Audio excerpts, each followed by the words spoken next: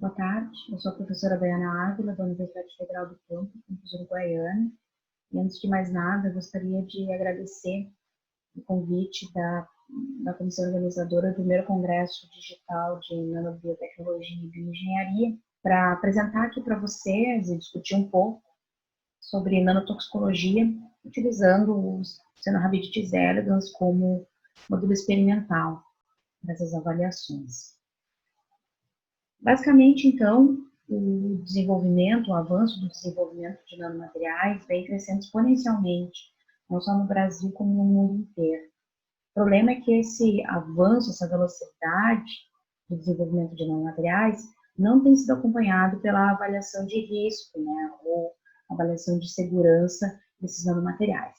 Os nanomateriais que vêm sendo desenvolvidos, eles variam em tamanho, tipo de material, né? Alguns são orgânicos, outros inorgânicos, a forma desses nanomateriais e também, né, o que existe, né, na superfície desses materiais, né?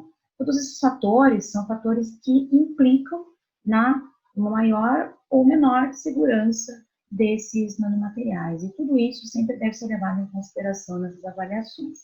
Então, basicamente, muitos materiais vêm sendo desenvolvidos, mas não se sabe, né, quão seguros esses materiais são. Para fazer essas avaliações, são necessários modelos experimentais. Muito comumente, para avaliação de nanomateriais, são utilizados os modelos in vitro, ou seja, modelos que não se utiliza um organismo inteiro, né, para fazer essa avaliação. Então, geralmente, é feito em culturas de células ou culturas de tecidos. Muito pouco ainda se faz com modelos mais complexos, como ratos e camundongos, até que se chegue em humanos. Tudo isso por quê? Porque envolve questões éticas. Então, é bastante complicado fazer esse tipo de estudo em modelos mais complexos. Para isso, então, modelos alternativos, animais invertebrados, eles vêm sendo utilizados para essas avaliações, como, por exemplo, a mosca da fruta, Drosophila melanogaster, e o nematóide Cenorabidites elegans. Esse nematóide, ele é um organismo simples, mas um organismo completo. Ele tem órgãos, tem tecidos, tem sistema nervoso, bastante assim similar ao de mamíferos, e isso torna ele uma plataforma muito interessante para fazer avaliações, né, na área da medicina, biologia, química, incluindo, né, de materiais, de nanomateriais. Então, quem é, né, o Cervus, o que é esse animal, né, esse nematóide? Então, ele é um nematóide pequeno, ele mede máximo 1 milímetro, e isso acaba facilitando e tornando bem de baixo custo a manutenção desses animais, tá? Então, eles têm um curto ciclo de vida e um curto ciclo reprodutivo. Aqui, por exemplo, está mostrando o ciclo de vida desses animais, né? Então, basicamente, aqui um adulto espelha um ovo. Esse embrião, ele demora 12 a 14 horas, depende da condição experimental, condição do laboratório, para eclodir uma larva no estágio alíneo. Esse verme ele passa por diferentes larvas, estágios larvais, até chegar ao estágio L4, ele passa por mudas até chegar ao estágio L4, e algumas horas após ele já é um adulto capaz de novamente fecundar, né, e gerar uma nova prole. Tudo isso aqui leva em torno de 72 horas, como eu disse, depende das condições do laboratório. Mas se vocês forem pensar, 72 horas é muito rápido, né? Então é um ciclo de vida muito rápido e o ciclo de reprodução também extremamente rápido. Basicamente, em 4 dias o animal já se reproduz. A maioria desses animais, eles se apresentam como hermafroditas, então eles se autofecundam e geram uma população isogênica. Isso facilita também na variabilidade dos experimentos, diminui a variabilidade dos experimentos. Basicamente, um hermafrodita, ao se autofecundar, pode gerar uma progênie bem ampla, né, em torno de 200 animais, depende das condições do laboratório. Existe, né, além do hermafrodita, o macho, e quando ocorre, né, a fecundação do macho no hermafrodita, a progênie é maior ainda.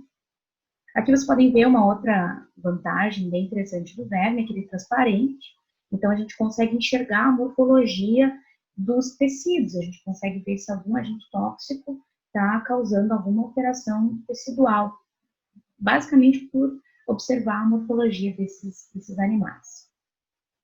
Algo muito interessante, pensando, né, na transposição dos achados encontrados em C. elegans para mamíferos e humanos, é que existe uma auto-homologia do genoma desse verme com o genoma humano. Então, se acredita, né, pelos estudos, que de 60% a 80% dos genes do C. elegans estão no genoma humano. Então, isso é muito importante para essa transposição de resultados.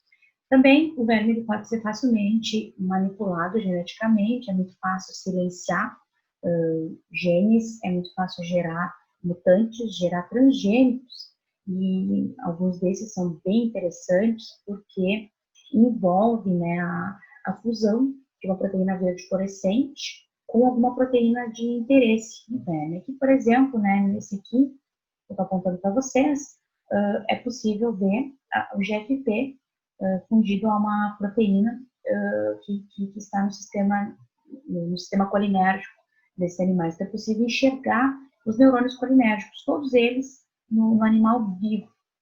Basicamente, se a gente expor esse verme aqui a uma neurotoxina, alguma droga que causa uma degeneração do sistema colinérgico, a gente vai ver essa fluorescência diminuir. Então, isso é bastante interessante, né, essa possibilidade de visualizar neurotoxicidade em vivo, tá? Então, o nosso laboratório, ele vem trabalhando já com diferentes tipos de nanomateriais, a gente recebe orgânicos e inorgânicos de diferentes fontes, com diferentes recheios, né, diferentes drogas dentro dessas nanopartículas, e que a gente tem observado, né, são comportamentos interessantes, né, resultados interessantes, utilizando esse nematóide. Aqui, por exemplo, um estudo que a gente está fazendo aqui bem recente, ainda não publicado, né, de nanopartículas metálicas da Universidade Federal do ABC, nós podemos comparar, após uma exposição aguda, né, apenas 30 minutos de exposição a nanopartículas de prata e nanopartículas de óxido de ferro mistas, né, com prata também, e podemos comparar a toxicidade dessas duas. Veja que nas mesmas concentrações, nas mesmas condições experimentais, essas nanopartículas mistas foram mais tóxicas do que as nanopartículas de prata. Mas uma outra coisa muito interessante nesses resultados aqui é que essa baixa toxicidade das nanopartículas de prata, nessas concentrações aqui, é uma toxicidade menor do que em outros artigos já publicados também com essas nanopartículas. E isso se deve muito provavelmente à síntese biogênica dessas nanopartículas com chá verde. Então, pode ser, né, que isso esteja diminuindo a toxicidade dessas nanopartículas que são classicamente tóxicas para os C. elegans. Um outro exemplo, né, de estudo que é possível fazer nesse nematóide é a avaliação de diferentes revestimentos de nanopartículas. Aqui, por exemplo, né, a gente estava testando diferentes ingredientes, né, ingredientes e revestimentos de nanopartículas para avaliar a segurança deles. Aqui, por exemplo, só polissorbato, né, o nanopartículas de polissorbato, aqui de quitosana, que é um polímero natural, polietileno glicol e aqui o dragite. E avaliando a curva de sobrevivência dos animais, pelas mesmas concentrações, a gente pode ver que o dragite foi o que apresentou menor toxicidade dentre esses ingredientes aqui. E, por exemplo, no nosso estudo, né, a gente vai continuar usando o dragite para encapsular a droga de interesse. Então, é interessante que essa plataforma, né, esse animal, ele nos ajude a verificar o que seria mais seguro, né? Tá? Então, como eu falei para vocês, o nosso laboratório já vem testando diferentes materiais, lipossomas, nanocápsulas poliméricas, né, contendo diferentes drogas, como melatonina, clozapina, drogas antimaláicas, né, e o que eu mais vou ressaltar aqui com vocês, né, nanopesticidas, né, a gente vai falar um pouquinho sobre isso. Então, a gente já vem publicando, né, caso vocês tenham interesse, queiram ver um pouco mais a fundo sobre esses trabalhos, né, por favor, procurem, qualquer coisa, entrem em contato também, tá? Então, eu gostaria de ressaltar um pouco esse trabalho com as drogas antimaláricas, a curcumina e a quinina. Esse trabalho mostra como os benefícios, as vantagens de se nanoencapsular drogas. Nesse trabalho, então, nós associamos essas duas drogas dentro, então, de nanocápsulas poliméricas, esse polímero utilizado foi poliepsilon caprolactona. E nesse estudo nós observamos, então, que esse revestimento protegeu contra a fotodegradação por raios UVA. Isso é bem importante porque aumenta a estabilidade da formulação, tá? Além disso, esse revestimento, né, essas nanocápsulas, elas aumentaram a eficácia contra o Plasmodium falciparum, que é o plasmódio causador da malária. Então, um resultado bem interessante, uma comparação com a associação dessas duas drogas sem estarem nanoencapsuladas versus, né, as nanocápsulas, e houve um aumento de eficácia, né, quando nanoencapsuladas. E, além disso, nós observamos uma diminuição da toxicidade dessas duas drogas em C. elegans. Então, esse estudo foi muito legal porque ele mostrou essa melhora nas características fisicoquímicas, um aumento da eficácia contra o plasmódio e diminuição de toxicidade no organismo não alvo, então demonstrando uma segurança dessas nanopartículas. Entretanto, algo que a gente verificou aqui nesse estudo foi que esse revestimento de PCR, de poliepsilon caprolactona, aparentemente, por si só, causava alguma toxicidade em C. elegans. Então, isso nos deixou, né, com uma pulguinha atrás da orelha e, bom, né, vou deixar isso aqui com vocês porque a gente vai retomar depois, né, a respeito da PCR, tá? Mas, né, aqui vem o foco, então, dessa minha fala com vocês, porque, recentemente, a gente vem recebendo, então, formulações nanocápsulas da Universidade Estadual de São Paulo, da Unesp, campus Sorocaba, o professor Leonardo Parceiro, vem nos mandando algumas formulações, e a gente vem, então, avaliando em conjunto, né, não só observando em elegans, mas também em outros modelos. É um trabalho bem amplo, né? E basicamente, esse trabalho, ele veio, né, ao encontro do que a gente estava estudando no laboratório. A gente vinha estudando toxicidade de pesticidas e observando, né, fazendo comparação da toxicidade das formulações comerciais com os pesticidas isolados. A gente vinha observando como as formulações são muito mais tóxicas do que os compostos ativos. E, bom, que maneira, né, que meio a gente poderia utilizar para diminuir a toxicidade desses pesticidas, dessas formulações que são amplamente utilizadas cada vez mais no Brasil. Então, uma saída seria nanopesticidas. Por quê? Porque, basicamente, essas formulações, elas tornam a aplicação mais eficiente. Você pode diminuir, inclusive, a quantidade de pesticida necessário para ser aplicado.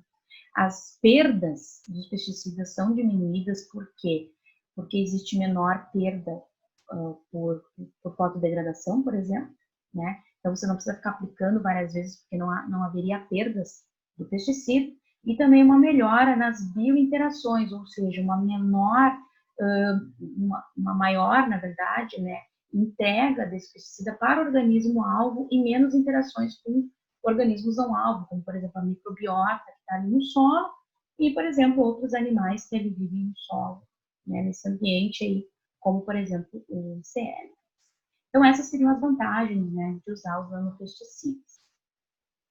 Entretanto, como seria a aceitação social? Né? Sempre que a gente fala em nanomateriais, ainda existe uma certa relutância por parte da população. Como seria a viabilidade econômica de se utilizar nanopesticidas? As formulações comerciais são relativamente são baratas, né? Então, será que em relação aos nanopesticidas, as formulações de nanopesticidas, seria economicamente viável? Como seria o escalonamento da produção dessas formulações contendo nanopesticidas? E principalmente, né, qual seria o impacto ambiental, então, desses nanopesticidas? Isso precisa ser avaliado. A eficácia desses nanopesticidas já vem sendo avaliada em plantas. Então, aqui, por exemplo, mostrando para vocês nanocápsulas de atrazina, tá? Aqui mostrando, então, numa planta-alvo. Aqui, por exemplo, plantas tratadas com água, as nanocápsulas brancas, né? Nanocápsulas diluídas 1:10, atrazina livre, atrazina diluída 1:10, nanocápsula de atrazina e nanocápsula de atrazina diluída 10 vezes. Aqui, então, 3 dias após a aplicação desses tratamentos e aqui 7 dias após esses tratamentos. Vejam como as nanocápsulas já apresentam uma maior eficácia em relação à formulação livre já em 3 dias. E vejam que após 7 dias, também, né, a planta já se apresenta, né, com sinais de morte, né, muito mais evidente do que com a atrazina livre. E mais, vejam como a formulação diluída 10 vezes mais já se mostrou eficaz, né? Mesmo a partir de 3 dias a folha já está ficando amarela, né? E no 7º dia, então, a planta já está morrendo, mesmo com a atrazina diluída 10 vezes. Então, aumenta a eficácia da atrazina. Por outro lado, o que foi observado? Que, tanto em plantas-alvo como em plantas não-alvo, as formulações sem o preenchimento, sem o recheio, né, sem atrazina, as nanocápsulas, as emulsões vazias, já apresentam alguma toxicidade, alguma fitotoxicidade, o que não seria desejável. A formulação não deveria causar nenhum impacto. Tá? Apenas, então, o conteúdo, né, a atrazina no caso. Então, né, pensando nessa melhor eficácia, que isso é muito benéfico, mas por outro lado, que se necessita avaliar a toxicidade tanto da microbiota quanto dos animais que vivem ali no solo, vem então, né, o uso do Caenorhabditis elegans, porque como eu falei para vocês, o habitat dele, um dos habitats é o solo, porque existe matéria orgânica, ele é um degradador de matéria orgânica, ele ajuda nessa cadeia. E então, onde existe uma planta, né, uma planta, uma fruta que está apodrecendo, lá está o C. elegans ajudando na degradação. Então, se a gente quer encontrar C. elegans, a gente procura, né, no solo. Então, ali é o habitat dele. Verificar o efeito dos nanopartículas em C. elegans é uma maneira de avaliar a ecotoxicologia desses nanomateriais. Então, nós recebemos alguns nanopesticidas, né, eu vou focar para vocês aqui de atrazina, seguindo, né, o estudo ali com as plantas. Nós recebemos, então, nanocápsulas poliméricas de PCL contendo atrazina. Quando a gente analisou a sobrevivência, a taxa de sobrevivência dos animais, o que nós observamos? Nós observamos que as formulações vazias, que não continham atrazina, já apresentavam toxicidade nos mesmos níveis que as formulações que continham atrazina. Ou seja, a toxicidade que a gente estava observando eram das nanocápsulas vazias, era do polímero. Aqui também a gente avaliou a reprodução, a taxa de reprodução dos animais. De novo, observamos, né, as barras pretas, as nanocápsulas vazias. Observamos a diminuição na reprodução simplesmente pela exposição às nanocápsulas vazias. Nós avaliamos só os pesticidas, né? Avaliamos os pesticidas que a gente recebeu por si só e nós não vimos toxicidade dos pesticidas, então realmente a toxicidade foi por causa do revestimento. Nós vimos também que houve um atraso no desenvolvimento dos animais, então eles não conseguiam evoluir, eles não conseguiam fazer as mudas, né? Mudar de estágio L1 para L2, para L3 e para L4.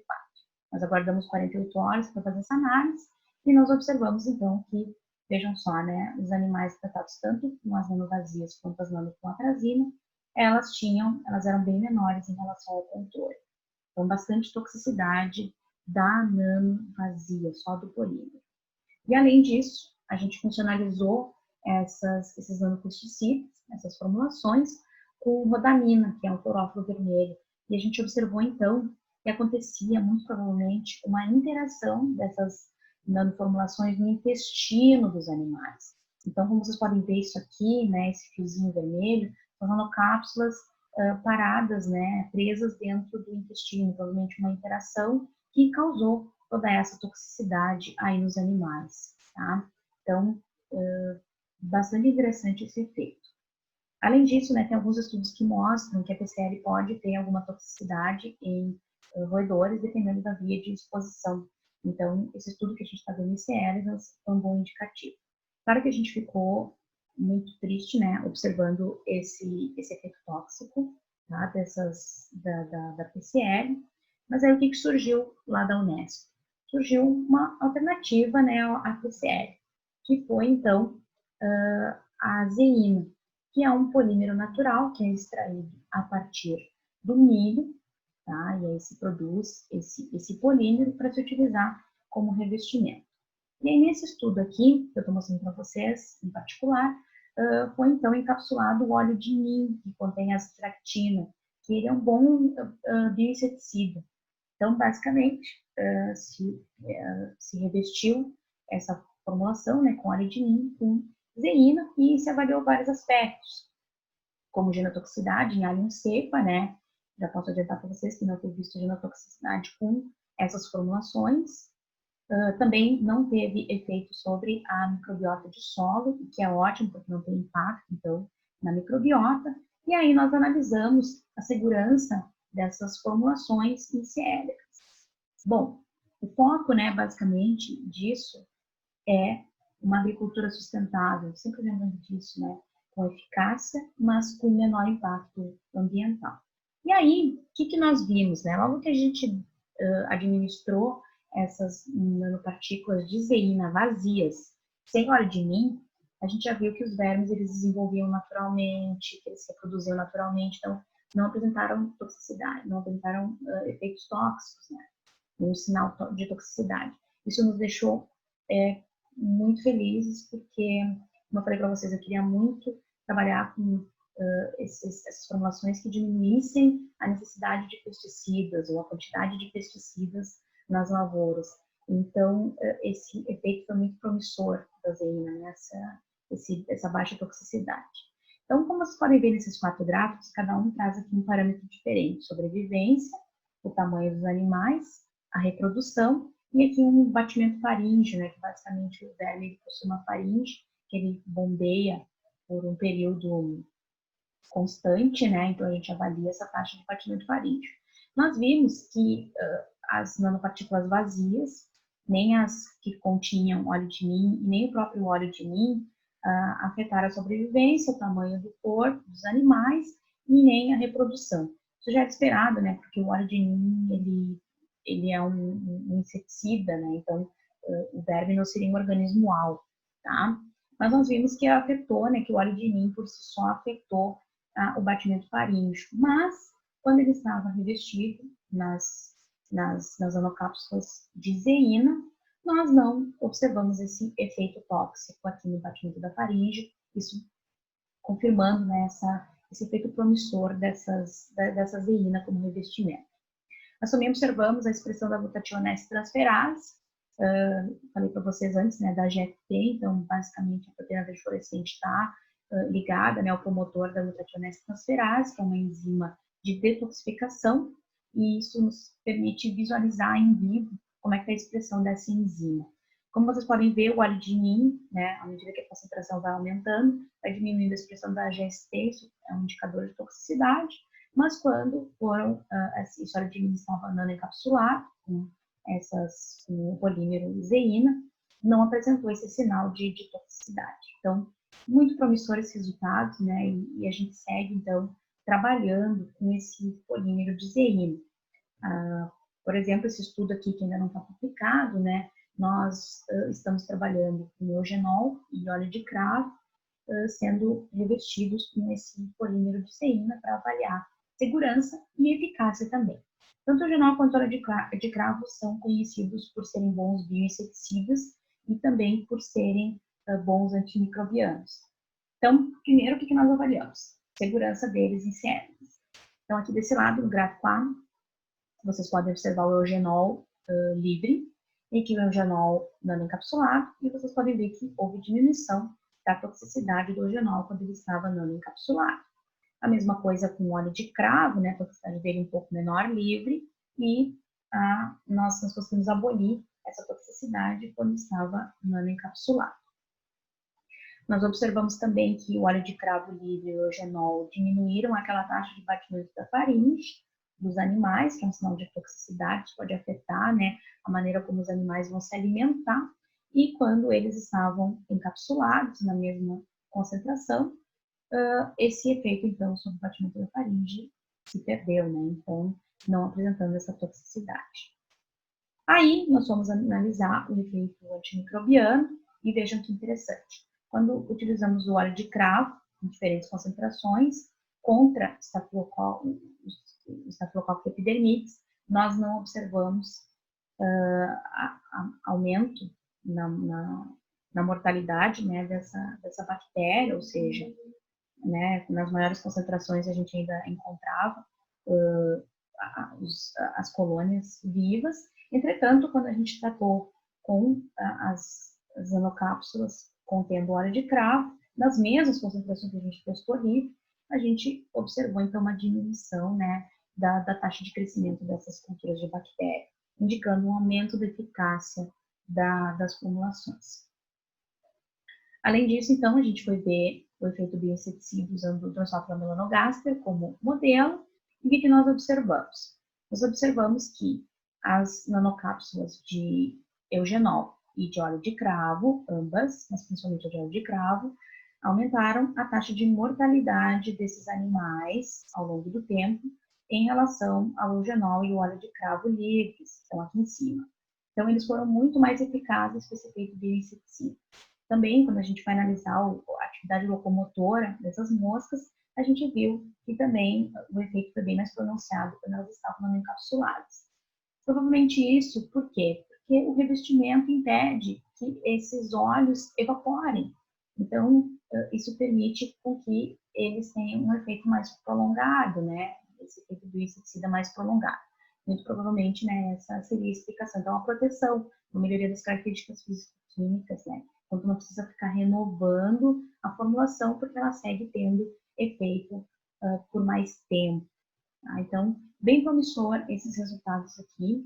E lembrando, né, que as nanocápsulas, então, contendo zeína, né, feitas de zeína, apresentaram menor toxicidade no organismo não alvo, né, no C. elegans. E aqui também moscas, ó, a nano vazia, o verde, não apresenta toxicidade nas drosófilas. Então, é feito mesmo dos tratamentos dos óleos essenciais. Bom, né, então, apresentei para vocês os nossos resultados, assim, que são bem promissores com zeína, mas claro que, assim, nada é 100% perfeito, né, então a gente tem alguns desafios aí pela frente, especialmente em relação aos C. elegans. O tipo de exposição, dependendo, né, do material, do nanomaterial que a gente está trabalhando, ele pode não ser o mais ideal. A gente costuma trabalhar ou com meio líquido ou com agar. E, enfim, quando esses nanopesticidas forem aplicados, vai ser no solo. Então, a gente está pensando, né, em modificar a matriz e fazer exposições em solo. A gente já está migrando para isso, né, para tornar esses estudos mais reais possíveis, mais próximos da realidade possível. Também, os vermes, eles respondem de maneira diferente a cada nanomaterial, então depende do tamanho, do potencial zeta, da forma, mas isso não seria um desafio, né? Não seria um problema do modelo, porque isso já é observado em outros modelos experimentais. Só que, claro, dependendo, né, da variabilidade de nanomateriais que são fornecidos, isso tudo pode modificar, né? Outra coisa é que polímeros e tensoativos, eles podem ser bem tóxicos para os vermes, e às vezes eles não são tão tóxicos para outros modelos experimentais, tá? Então, às vezes sim e às vezes não. Mas, aparentemente, polímeros naturais, como quitosana e azeína, são uma boa estratégia, também promissores, né? Então, provavelmente vocês vão ver muito trabalho ainda com azeína surgindo com outros polímeros naturais. Uma desvantagem do verme é que, como ele não tem sistema circulatório, né, que os estudos de liberação e distribuição, eles são bem difíceis de se aplicar. Então, por isso que o nosso foco, geralmente, é avaliação ecotoxicológica, né, avaliar o impacto ambiental mesmo desses nanomateriais utilizando os C. elegans. E aí, outros modelos experimentais para se avaliar a liberação e distribuição. Outros desafios, né, que envolvem são os C. elegans, envolve, né, de maneira geral, são os custos desses nanomateriais, que podem ser relativamente elevados, dependendo do que é utilizado, e questões regulatórias, né? Então, claro que as questões regulatórias dependem muito do passo em que a gente vai fazendo os risk assessments, né? As avaliações de risco. Então, essas avaliações precisam aumentar no Brasil, precisam crescer, precisam se desenvolver. O uso de C. elegans e outros modelos alternativos são muito importantes para esse fim, para se acelerar esse processo regulatório no Brasil. Basicamente, é é bastante complicado esse passo, isso precisa ser bastante discutido ainda dentro da comunidade, mas esse passo de risk assessment é muito importante para que a gente evolua, né, a gente avance no Brasil em questões de marcos regulatórios, tá bem? Então, fica aqui, né, essa questão para a gente seguir discutindo, especialmente nesse evento, tá?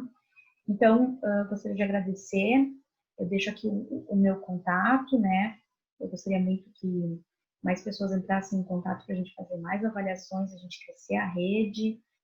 A gente está aqui então, no Rio Grande do Sul, nessa pontinha aqui em Uruguaiana, né, essa pontinha do Rio Grande do Sul, muito próximo do Uruguai e da Argentina, que é uma região agrícola muito forte, né, muito arroz aqui, então isso me motiva a seguir trabalhando com pesticidas. Aqui uma imagem aérea do nosso campus que vem crescendo, a universidade é muito jovem, né, a universidade tem um pouco mais de 10 anos e segue crescendo. Gostaria de agradecer ao grupo, né, o grupo de pesquisa, nosso GBTox, grupo de pesquisa em bioquímica e toxicologia em C. elegans. Vários alunos estão apresentando trabalho aqui, vão apresentar e-pôster aqui nesse evento. Então, gostaria de agradecer a todos que estão envolvidos ou que estiveram envolvidos nesses projetos, tá? Agradecer aos pesquisadores que fornecem os nanomateriais, são vários de diferentes universidades, então, meu eterno agradecimento a eles. Agradecer às agências de fomento, né, a Unipampa, a PPG Bioquímica e, principalmente, né, aqui a comissão organizadora desse primeiro congresso digital de nanobiotecnologia e bioengenharia. Obrigada pela oportunidade, né, e parabéns pela ideia de transformar esse evento digital. E gostaria de agradecer a todos vocês por estarem aí participando, escutando, e espero que a gente siga na discussão. E, para isso, então, eu deixo esse momento aqui de perguntas, né, sobre tanto curiosidades do modelo, quanto sobre os trabalhos aqui do grupo. Muito obrigada pela atenção de vocês.